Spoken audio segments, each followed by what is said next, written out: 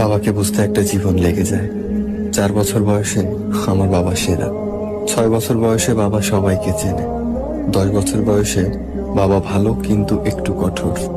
12 বছর বয়সে বাবা ছোটবেলায় অনেক ভালো ছিলেন।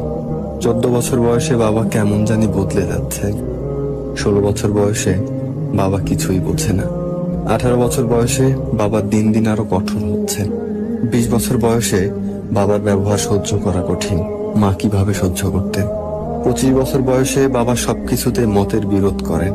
30 বছর বয়সে বাবার সাথে একমত হওয়া খুব কঠিন। দাদাও কি বাবাকে এভাবেই দেখতেন?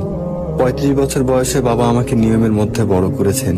আমাকেও আমার সন্তানদের তাই শেখাতে হবে। 40 বছর বয়সে বাবা এত কষ্ট করে আমাদের বড় করেছেন, আমি বুঝতে পারছি। 45 বছর বয়সে আমার সন্তানদের সামলানো কঠিন।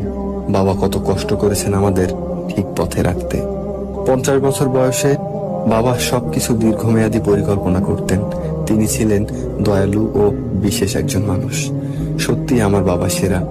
এই পুরো চক্রটি শেষ হতে 50 বছর লেগেছে, কিন্তু শেষ পর্যন্ত আমরা আবার প্রথম জায়গায় ফিরে যাই। আমার বাবা সেরা।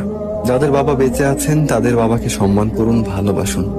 আর যাদের বাবা বেঁচে নেই, আল্লাহর কাছে দোয়া করুন যেন তিনি তাদের ক্ষমা করে দেন ও জান্নাত নসিব করেন।